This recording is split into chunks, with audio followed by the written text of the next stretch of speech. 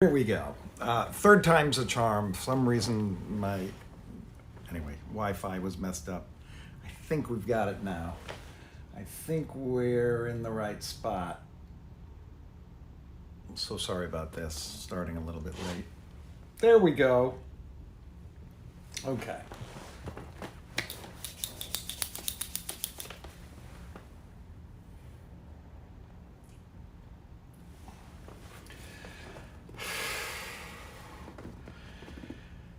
Sorry about that. I came on a little late today. I was having some technical issues that I don't normally have in the office today. It was with the Wi-Fi, and anyway, it's not really that important. What's important is that we're here together, and that we're going to have some time to find some peace and stillness this afternoon. We are, oh, hey, Jerry, good afternoon. And good afternoon, Chuck and Lisa. Nice to see you. Nice, we got like 5 people on there right now. It's lovely. And we're really finishing up Vayishlach, this Torah portion where Jacob and Esau come to meet. And I was looking through a lot of the stuff towards the end of the Torah portion, but I found an amazing teaching that I thought I'd share with you. I'm actually going to share it at our board meeting as well. And it has to do with the way that first sentence in the Torah portion is written, because what it says is Jacob sent scouts or messengers. You know, many people think that they're angels, malachim, to Esau. So it says he sent them before him to Esau, and then it says his brother. And the question the rabbis ask is, why does it say to Esau, and then why does it say to brother? And whenever they have 2 things that occur in the same sentence that might be the same thing, why they ask the question, why would they have to say both of those? And there's this nice interpretation, I think it's from Sforno, and he said, another approach is possible that the Torah emphasizes El Esav, to Esau, in order to tell us that on the one hand, Esau hated him. It tells us that it's to his brother to show that Esau actually did not hate him and that he loved him. The messengers should be guided in their approach to Esau according to their approach to Esau according to the frame of mind they would find him in. Since only celestial beings could divine Esau's frame of mind, with any certainty Jacob had to send celestial messengers to accomplish this task. That last part I'd like to disregard, but I do love this idea of, in so many ways, every situation that comes before us, every person that we meet has the potential to be someone who hates us, something that's going to bring us pain, something that's bad, and at the same time, it could be someone who loves us, who's bringing us blessing, who's bringing us goodness. And sometimes we go into situations when we assume one thing or the other. I think what these messengers were sent to do was to figure out, what is it? What is it that Esau has in mind for me? Does he love me? Excuse me. Does he hate me? How can we ascertain this? How can I be prepared for this? I mean, he's so scared of him. And the only thing Jacob knows is that Esau hates him. But he puts in, I'm sending you to my brother Esau to show that even though he may have hated him, there's love in that because he is his brother. And when you're approaching something, someone, a time, a situation, a place, a person, before making a judgment as to whether this is a friend or a foe, assess. Think about it. Take into consideration how you're being treated.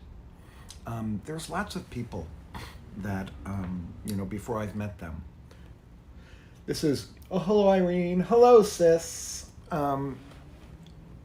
Before I met them, I was told one or several things about this person, or they were rude to the people that are telling me I need to call them, or I should need to talk to them, or I'm going to meet these people. And, I always say, I meet people where they're meeting me. I can't meet people based upon what others say about it. I can't meet people based upon something that might have happened 10, 15, 20 years ago. I have to meet a person where they are, how they're treating me, and assess whether this is, friend or foe. I don't think everything's really that black and white, but you can tell when you're with somebody whether this person is being genuine towards you or they're not. And I think that this line as the first one after coming back from 20 years is a wonderful lesson actually in mindfulness, because it's saying, don't judge something before it happens. You can prepare for the best, you can prepare for the worst, but don't assume you know when in actuality you have no idea. And I think this is something we do all the time, right? We're afraid of a moment that we're about to have. So we look at the worst side of things. We assume it's going to be horrible, but it doesn't necessarily have to be. We meet someone and we assume they're going to hate us. They don't necessarily have to. This part of mindfulness is keeping an open mind to whatever it actually is in front of you. Not to make assumptions. Not to decide already before even beginning a scene or predicament or relationship what that relationship's going to be.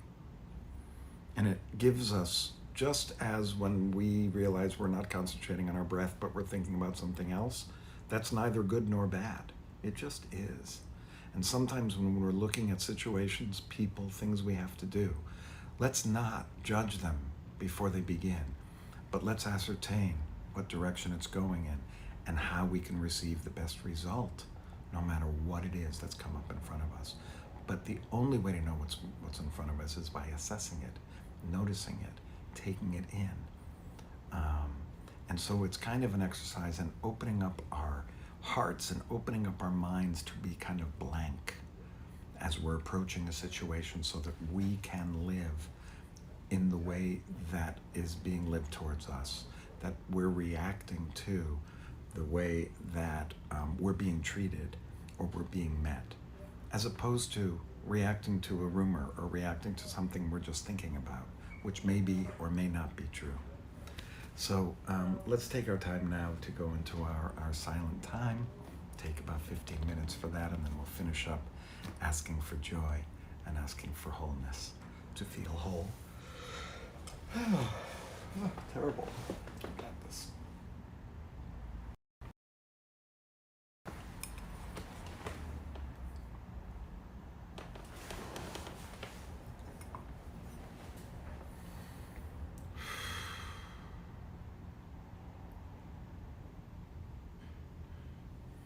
We're just breathing.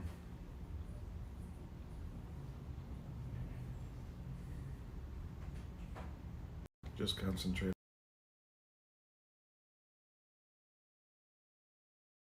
Meet this moment with silence and stillness. Allowing things, everything to be as it is, just for now.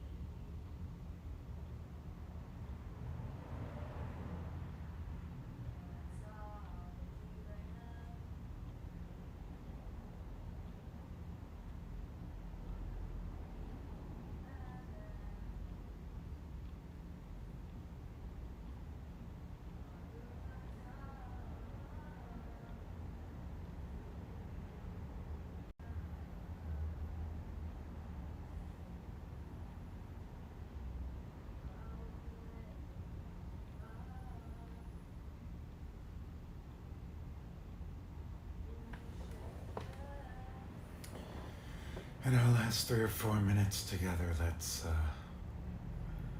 ask for two feelings to take us through the weekend. May I feel joy, and may I feel whole. May I feel joy, happiness filled inside of me. May I feel the joy of friends, the joy of family. May I feel the joy of being alive. And may I feel whole. May I feel like I'm meeting who I am. And I feel all parts of me come together in a kind of whole way. I feel like I'm fulfilling something. May I feel whole. May I feel joy. May I feel joy. May I feel whole. May I feel whole. May I feel joy. May I feel joy. May I feel whole. May I feel joy. May I feel whole.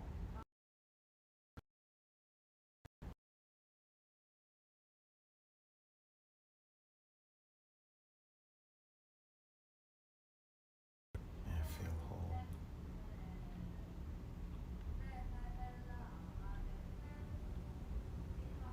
May I feel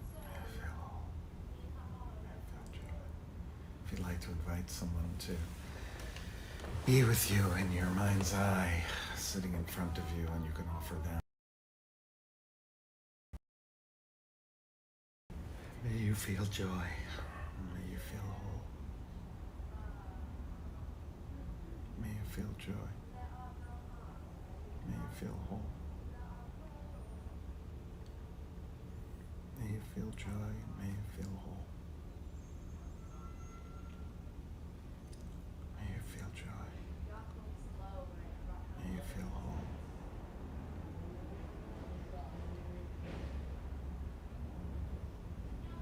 May you feel joy.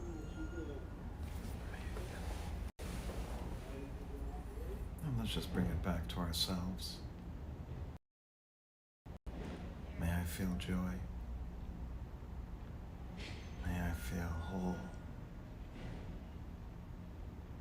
May I feel joy.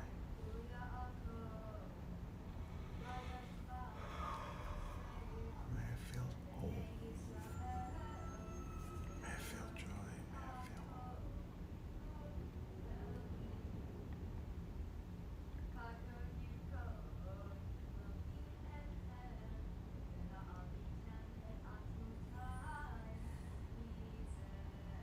May I feel joy. May I feel whole. And for our last moments, let's just go back to our breath one last time. So you can stay concentrating on just your breath.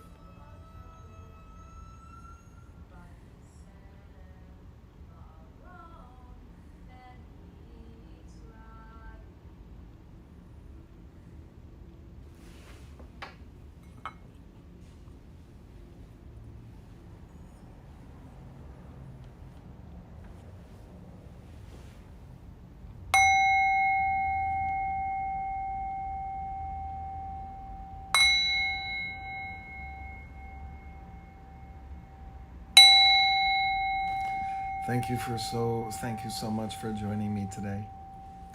I hope you were able to find peace and stillness. And may you feel joy. And may you feel wholeness. May you have a great weekend, a wonderful Shabbat. Tomorrow night we have our Shabbat Spark with our band. And we'll see you next week. Actually, we won't see you next week. We'll have some recordings up next week, but I'm going to be out of town. So I won't see you before Thanksgiving. I hope you have a fantastic Thanksgiving. And if you're going away, have a great time. If you're going to see family, give them hugs and kisses. Take care.